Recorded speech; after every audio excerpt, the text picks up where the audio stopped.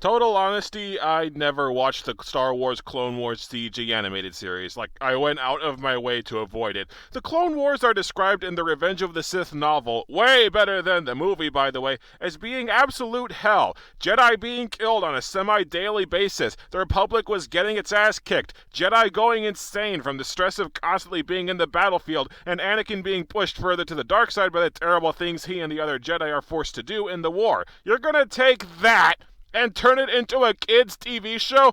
Let's just listen to a brief excerpt from Battlefront 2's main story campaign to prove my point here. All that breeding, all those years of training, it doesn't really prepare you for all the screaming or the blood, does it? Frankly, I'm still amazed we ever made it through the first hour. Super fun adventure time! I hated how they gave Anakin a wisecracking teenage apprentice, directly contradicting several large chunks of the Star Wars canon to appeal more to kids, and I hated that they canned the pretty much perfect in terms of tone 2D Clone Wars series to do it. This all just signaled to me that they were willing to totally bastardize Star Wars in the name of profit, and I wanted nothing to do with it. I admit I was judging a book by its cover, and I've heard the series got really good over time, so who knows? I may give the series a fair shot someday. But for right now, I'm only in it for the games. 2 Clone Wars games were released for the Wii, as well as one on the GameCube that predates both series so no one ever talks about it. I'm gonna check out Republic Heroes today.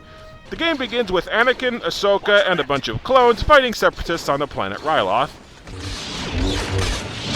Those tinnies don't know when to give up!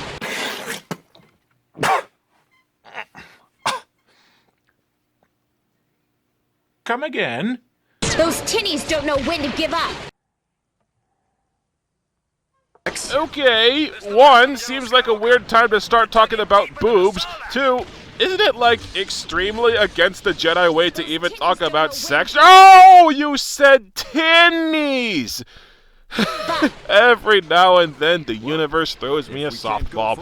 All of the derogatory names you could use for droids, clunkers, rusties, bolt brains, scrappies, and they went with a word that sounds like a woman's breasts. Someone wrote that, the voice actress spoke it while people recorded it, and still more people edited it together and synced it to the character's lip movements, and nobody at any point in that multi-step process heard out loud to themselves, "Those titties don't quit." Anyway, the game is sort of half beat-em-up, half platformer. Usually you play as a Jedi, but some of the levels put you in control of clones. Your controls and moves are really basic. A jumps, B attacks with your lightsaber, and Z does this pathetic little Gadokan force push unless you charge it. Your lightsaber kills the battle droids you fight most often in 1 hit, and everything else in, I'd say 5 hits at the absolute most. You can take several hits before you die, but if you avoid getting hit for a few seconds, your health immediately refills. But here's the fatal flaw that pretty much single-handedly derails the game. It's too damn easy! If you die, which pretty much requires running headfirst into tinnies and taking concentrated fire, you just get right back up again. The game places checkpoints every few feet, and if you get killed, you just immediately respawn a few feet away with no repercussions. The enemies all stay dead, you don't lose any power-ups, nothing freaking happens when you die except for losing a few points, which barely matter for shit anyway. There's no thought process, no strategy, no skill involved at all, because no matter how many times you get gunned down, you just get right back up again like nothing happened. And the game is so simple and beyond easy, requires absolutely zero exertion on your part, that the game doesn't take long to just become mind-numbingly boring.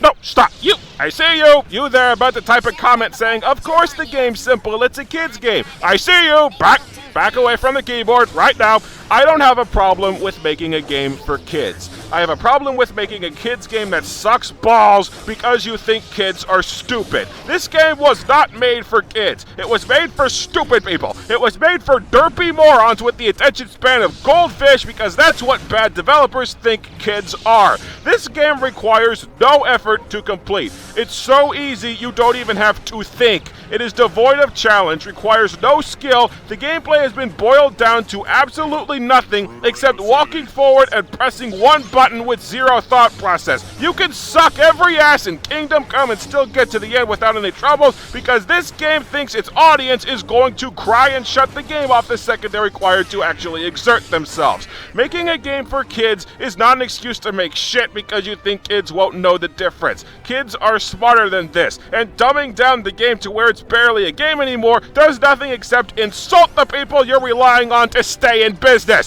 Stop it!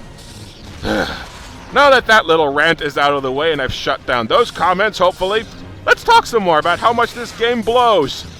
If butchering through enemies in 1 or 2 hits with your lightsaber isn't easy enough for you, the game allows you to take over enemy droids. What you do is you jump on some titties, shove your sword through the middle of them, and pump them full of white-hot plasma. This allows you to take control of a droid until it dies. You know, the most underappreciated form of computer hacking, shoving a sword through the CPU. This process is called droid jacking, and it's pretty much the only original idea that the entire game has, so you'll be encouraged to jack into tinnies as often as possible. The only droid that's actually worth jacking into is the super battle droid, which allows you to shoot machine guns at the other enemies. Jacking into other droids is a complete waste of time. You can jack into chameleon droids and walk around pooping mines, except enemies don't move, so the mines don't do anything except blow up your partner.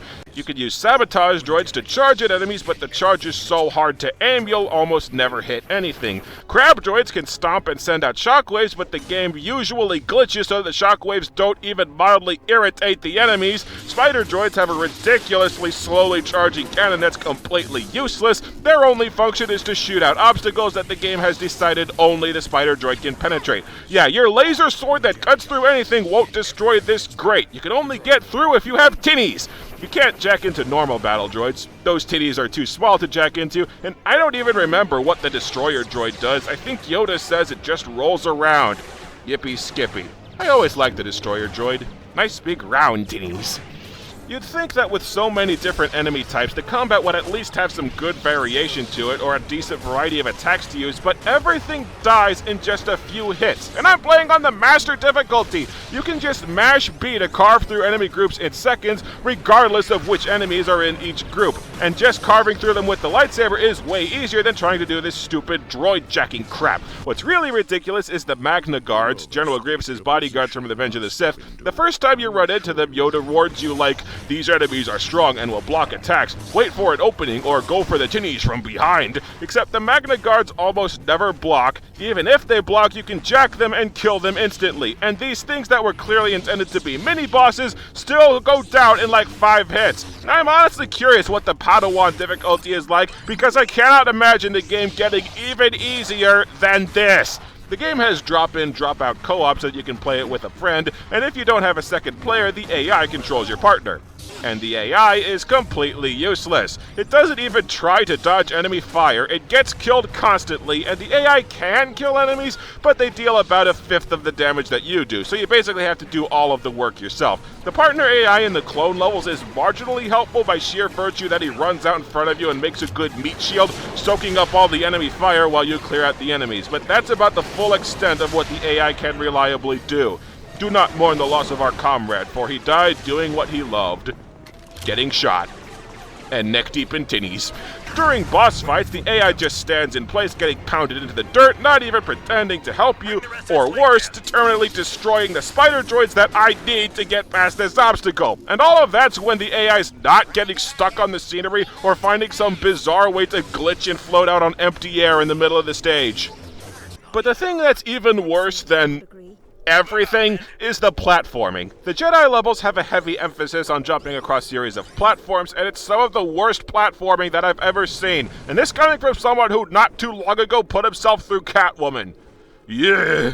Your character is supposed to just automatically jump to and land on any platform or bar that you point at, but you will constantly miss jumps and fall to your death because the game's programming is poodoo! One major problem is that the platform you're jumping to has a little blue cursor placed over it to show you where you're jumping, but you can barely see the freaking cursor, so it's hard to tell if the game is locked on correctly. If you try jumping and the game hasn't locked onto the platform yet, you pretty much just automatically fall to your death. And even if you are locked onto a platform, trying to double jump, which is the built-in instinct of your average player, screws up the lock-on and again automatically sends you falling to your death. There is absolutely zero skill to the platforming. I've jumped 180 degrees in the wrong direction because the game was locked onto something behind me. I've had jumps where my character barely moved because the game hadn't locked onto anything and thus couldn't figure out what to do. And there are some levels where you try to jump onto a droid to jack it and the game keeps making me jump between the ledges around the enemy instead. Most of the time when I try to wall jump, it keeps slipping off the wall while we're at it.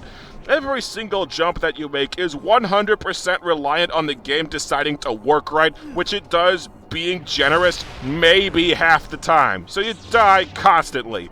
Luckily, the game is deathly afraid of anything that might in any possible universe be considered a challenge, and if you fall, you just respawn back at the jump where you died, but it just pisses you off. Plus, you're supposed to go for high scores in levels because you can use your points to buy upgrades, and your score is going to hover close to 0 in pretty much every Jedi level because you keep falling. Yeah, you can buy upgrades and cheat codes in this game that's easier than Taylor Swift. I mainly use the points to buy hats. You can buy a Darth Vader helmet because Anakin's going to spend the next 23 years of his life in this thing. You might as well get used to it now. You can buy the clone helmets from Republic Commando and pretend you're playing a far better game. And you can buy a Jar Jar Binks hat. I'm guessing so you can watch him die repeatedly. The only quasi-decent parts of the game are the levels where you play as clones, mainly because there's no platforming. You just run through the level blowing up droids with your blaster rifle, aiming using the Wii Remote's pointer. The clone levels are actually kind of fun, mostly because it requires a degree of concentration to pay attention to where you're moving and where you're shooting at the same time. So go figure, there's about 3 times more crummy Jedi levels as decent clone levels, and the clone levels are so short they almost feel more like mini-games than actual missions. You can find 3 side weapons, thermal detonators, a minigun, and a rocket launcher, and they're all useful and easy to use. Some of the levels you drive an AT-RT, just mowing down everything with no resistance, and some of the levels you get a jetpack that lets you stay airborne for exactly 2 seconds, and what is it with Star Wars games and crappy jetpacks? These fly exactly the same way as the jetpack in Bounty Hunter. There's no way that was on purpose, right? Okay, let's be frank, the clone levels are still completely pointless because you still just get right back up again if you happen to die, but the clone levels are still pretty enjoyable. Of course, maybe I'm just desperate for something that's not the worst thing ever at this point. My biggest problem with the clone levels is I had to mute my Wii Remote speaker because it makes a loud pew noise every single time that you shoot.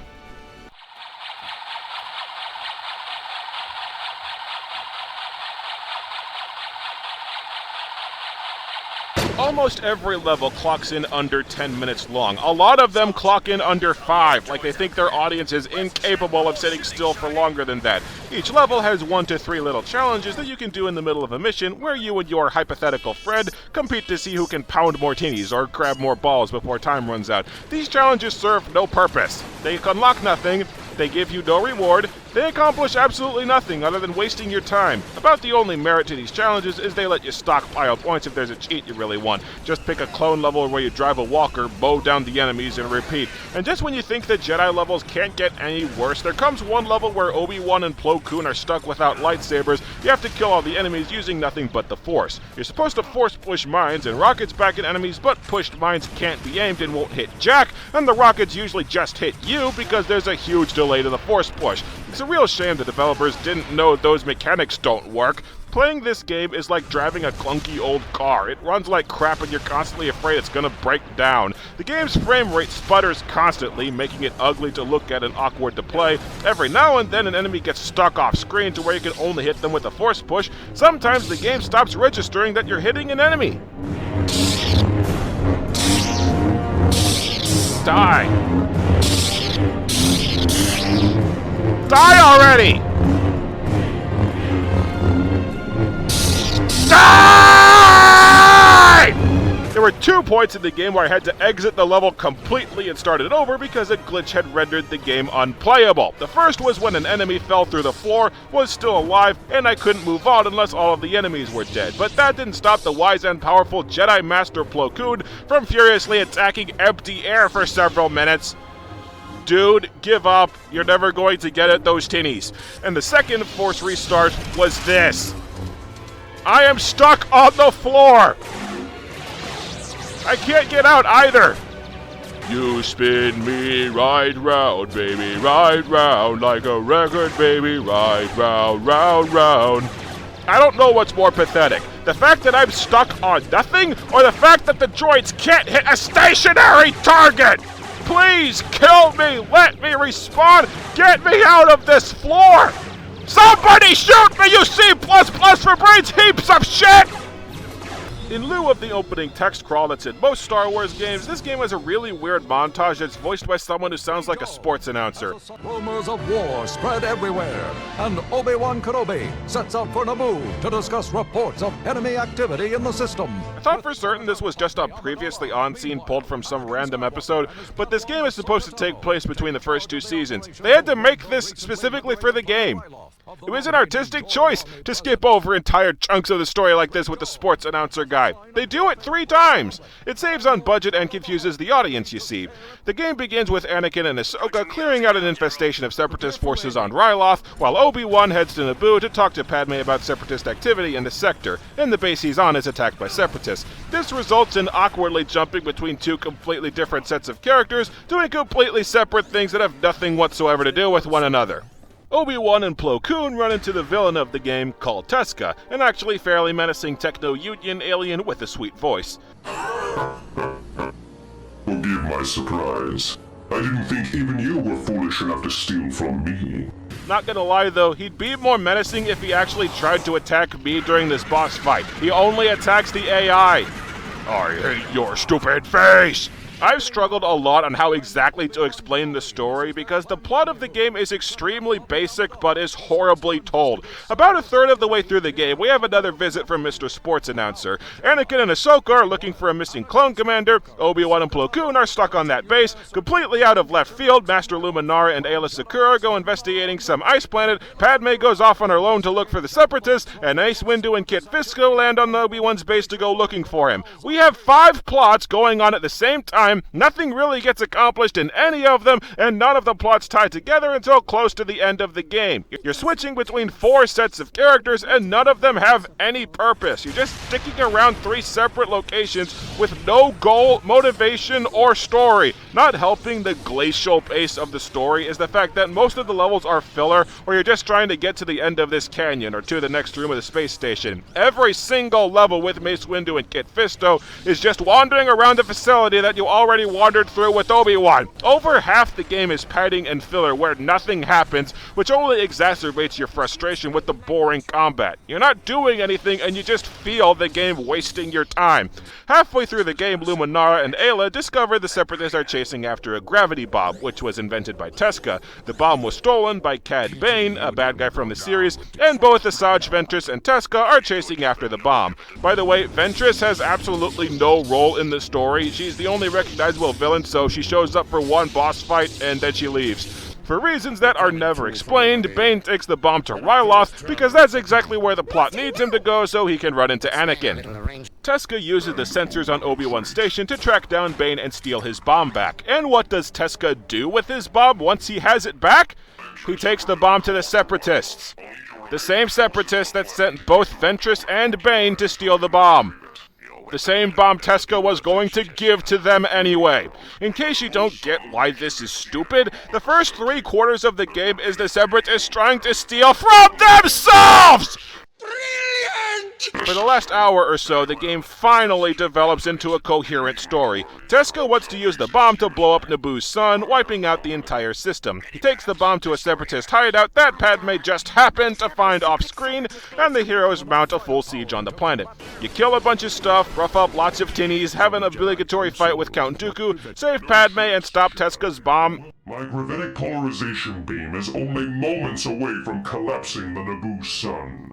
Okay, so the villain pulled a super laser out of his ass, and the bomb that was the entire impetus of the plot for the rest of the game is just gone. While I was editing together the footage, I found a single throwaway line in the dialogue saying that the bomb is actually the reactor core for the cannon. You can understand my confusion, given that you'd think the core would just be with the cannon, and the only thing we're told about this anonymous device that drives the plot is that one of them detonated and took down a cruiser. You fight Teska 3 times, and all 3 times he has the same damn attack pattern, and all 3 fights have the same glitch. The game only sporadically registers your hits on him. I guess it's only fitting that the final boss be glitched and barely work, because that describes the rest of the game. So Teska dies, the base blows up, the whole main cast gets out okay, the Naboo system is saved, and everybody lives happily ever after until Revenge of the Sith, when nobody lives happily ever after. And that was Star Wars The Clone Wars Republic Heroes. It's boring as crap, its story is crap, and the game as a whole is, well, crap. It feels an awful lot like this game is relying on the label of kiddie game to deflect the criticism it richly deserves. I don't buy that excuse, and you shouldn't either. If I'm being honest, the game kind of feels like it's trying to be like the Lego Star Wars games. Just a casual game with kind of lousy combat that's meant to be played with a friend, but the Lego games, yeah, they're super easy, the combat is pointless, and the first game is bare bones, but those games are built around hunting collectibles, seeing a comedic take on recognizable movies, replaying the whole game as General Grievous, and then turning on the brushes cheat code so that it looks like a cleaning droid. I feel like there was a point I was getting to. Oh, here it is.